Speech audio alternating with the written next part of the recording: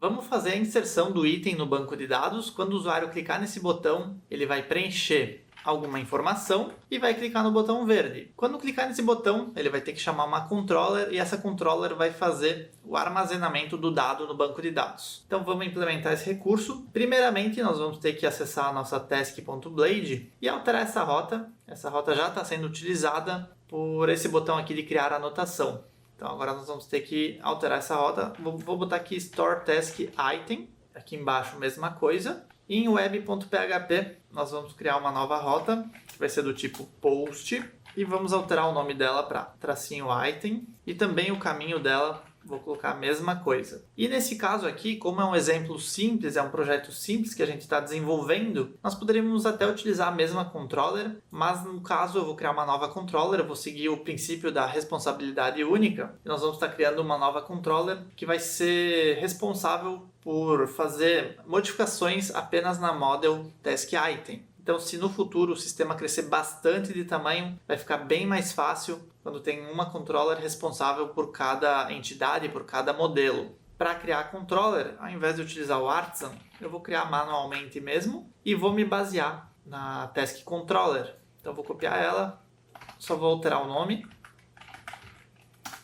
da classe aqui também vou ter que alterar. E lá em web.php eu já posso importar essa controller. Então aqui em cima ele vai acrescentar o caminho onde está localizada essa controller. Vamos vir aqui na controller, vamos fazer os ajustes nesse método aqui de store. O campo, ao invés de ser o title, o task item, ele tem o campo content. A única coisa que vai mudar aqui é que ele consegue aguentar até 300 caracteres. O que mais que tem na nossa tabela task item? Vamos olhar aqui no Workbench e nós temos o campo task ID. Ele tem que ser um ID válido, que esteja presente na tabela tasks. Ele tem que ter o campo isMarked, que só pode ser a opção 1 ou 2. Se for 1, ele está marcado. Se for 2, ele não está marcado. E a princípio seria apenas esses dois. Então vamos criar uma regra para cada um deles. Task ID. E ele é um valor obrigatório. E ele tem que ser um número inteiro e que esteja presente na tabela tasks. Como é que a gente pode fazer para passar essa obrigação nessa regra aqui do validate? Basta colocar aqui um exists.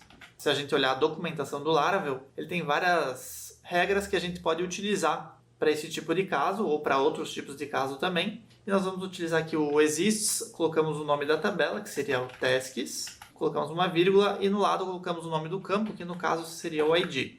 Então, se nós passarmos um ID que não existe naquela tabela, esse validated aqui vai retornar uma exceção. Consequentemente, ele não vai chegar a atingir esses pontos aqui para baixo. E meu front vai ter que estar preparado para receber esse erro. Vamos seguir aqui. Além do task ID, nós vamos ter o isMarked.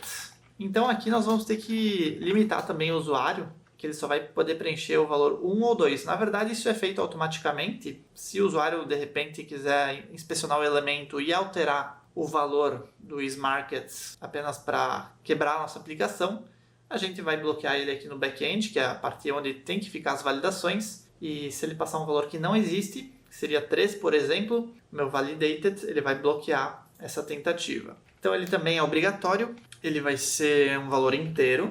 Só pode ser a opção 1 e 2. Tem várias regras que eu poderia utilizar aqui. Eu vou utilizar o between. Então, o usuário só pode informar um valor entre 1 e 2. E se for alguma coisa diferente disso, vai dar erro. O que mais que nós temos que alterar aqui? Nós temos que alterar a injeção de dependência. Seria a entidade, o modelo, o task item.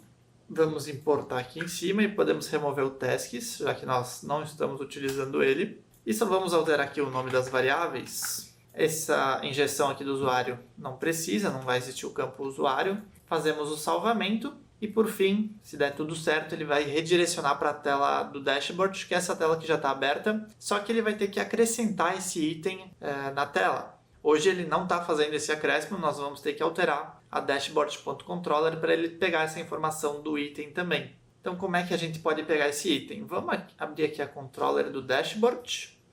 Basicamente, ele só está fazendo uma consulta na tabela tasks e ele retorna para o front, e aí o front exibe da maneira que ele quiser. Só que agora nós vamos pegar o task items também. Eu poderia criar uma nova query aqui embaixo e selecionar task items e mandar ela aqui como parâmetro.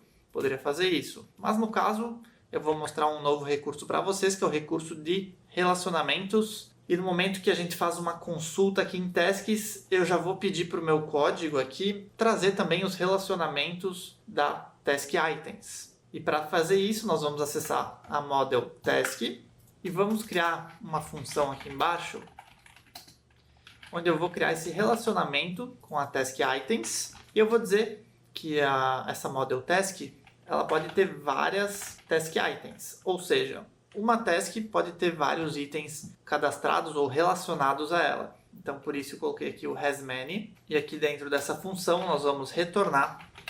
Colocamos aqui a variável this e vamos deixar bem explícito que ele vai ter vários task items. Aí nós vamos ter que apontar o modelo do task items, class.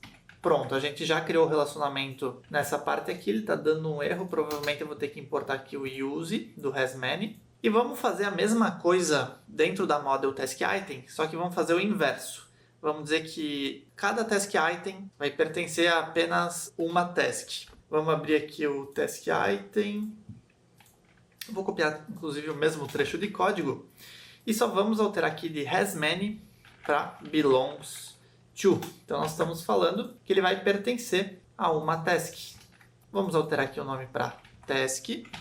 E aqui, em vez de task item, também vai ser task. Pronto, a gente já fez o relacionamento entre esses dois modelos. Só deixa eu descomentar aqui o task ID. Eu vou permitir com que o usuário informe. Eu já estou fazendo essa validação lá na controller, se é um ID válido ou não. Então eu posso deixar descomentado isso aqui. Tá, agora nós vamos ter que vir na dashboard controller, trazer os dados da task items relacionados às tasks. Vamos dar um DD aqui em tasks para ver o que está acontecendo, para ver se ele já está trazendo automaticamente. Dou um refresh aqui no navegador. Se a gente debugar aqui nossa coleção de tasks aqui, a task 1, claro, a gente não tem nenhuma task item cadastrada no banco de dados, daí vai ficar difícil. Vamos vir aqui no banco de dados e vamos preencher manualmente mesmo. Content, vou colocar aqui qualquer coisa. Eu quero cadastrar para a task ID 1, ele vai estar desmarcado e vamos aplicar essa inserção. Agora sim, se nós olharmos a task com ID 1, deixa eu ver se é o primeiro aqui. Aqui task ID 1, vamos ver se ele tem algum relacionamento. Não tem. Então ele não está trazendo os nossos relacionamentos. Para trazer os relacionamentos, nós vamos ter que acrescentar aqui o if. E aí a gente aponta que nós queremos aqui o task items. Inclusive o VS Code aqui já está trazendo automaticamente. Claro, eu tenho umas extensões do Laravel instaladas. Agora sim ele vai ter que trazer meu relacionamento. E ele está trazendo aqui o task items com as informações que eu cadastrei lá no banco de dados. Então agora sim nós estamos enviando esses dados para o front-end e com eles nós vamos conseguir fazer essa parte dos itens de forma dinâmica. Hoje elas estão fixas. Então vamos vir aqui no task.blade. Isso aqui não vai ser mais preenchido dessa forma. Então nós podemos apagar aqui o primeiro e o segundo nós vamos recortar ele porque ele vai ser a nossa base. E aqui no task content eu quero que ele venha dinâmico. Então eu vou fazer o seguinte, vou colocar aqui a variável slot. Isso aqui vai ser preenchido pelo pai dela, que seria o dashboard.blade.php. E aqui dentro do nosso componente, nós vamos estar fazendo esse for each dentro das task items. Vamos colocar aqui o @for each. O que nós queremos percorrer? Nós queremos percorrer a task e o relacionamento, que seria o task items. E aí nós temos acesso ao objeto através da variável task item. E aí sim a gente consegue colocar o nosso código e preencher essas informações de forma dinâmica.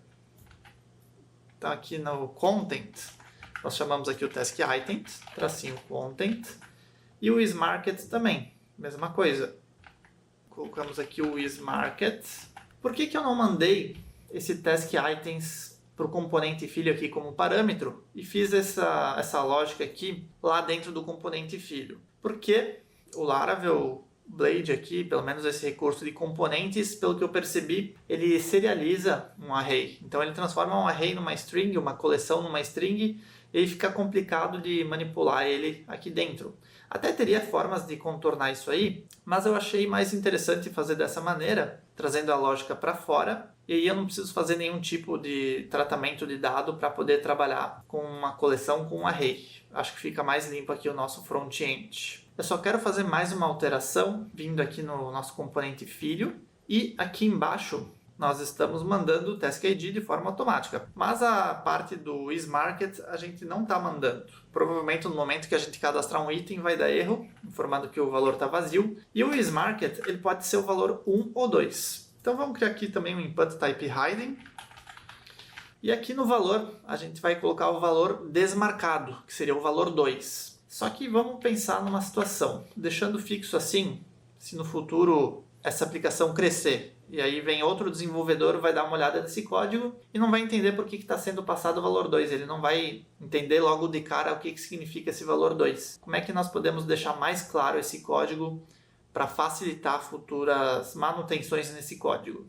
Nós podemos abstrair isso aí jogando essa regra para model. Vamos ver na prática que fica mais fácil de entender. Vamos vir aqui na model e vamos criar duas constantes. Uma vai se chamar isMarket, que vai ter o valor 1, e a outra constante vai ser isNotMarket, que vai ter o valor 2. Então agora eu consigo ver bem facilmente o que cada um dos números significa. E aí nós podemos utilizar esse nome aqui para utilizar aqui na Blade. Fica bem mais fácil de entender o que está acontecendo. Como é que nós podemos chamar a nossa model? Nós colocamos o caminho aqui do namespace, né? Que é app models, app /models /taskItem, dois pontos, e aí nós colocamos a nossa constante. Salvo, vamos dar um refresh aqui, vamos inspecionar o elemento para ver se ele já está trazendo automaticamente. Vocês podem ver que eu dei refresh, ele já está trazendo o item que eu tinha cadastrado no Workbench. Deixa eu abrir o item aqui, na verdade, né, que fica dentro da modal, aquele formulário. E o isMarket aqui está com o valor 2. Perfeito, ele já está fazendo de forma automática. Deixa eu ver o que mais a gente podia fazer. A princípio, acho que já está ficando um pouco longo esse vídeo. Vamos fazer mais alguns cadastros aqui na nossa aplicação para ver se está tudo funcionando certinho. Vou colocar aqui, por exemplo, 5 horas ou 6 horas. Acordar.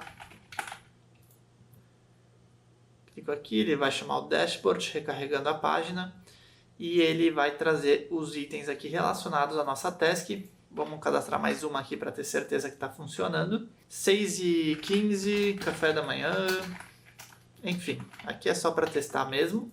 Então a nossa aplicação aqui já está chegando na etapa final. Está praticamente pronta. Só falta nós fazermos essa parte de marcar e desmarcar. Quando clica aqui, provavelmente eu vou ter que implementar um recurso no JavaScript para disparar uma requisição para a nossa controller e ela faz essa atualização no banco de dados e também faz a atualização no front-end. E também falta fazer a parte aqui de editar a nossa task e também fazer a exclusão dela e também das task items relacionadas à task que vai ser excluída.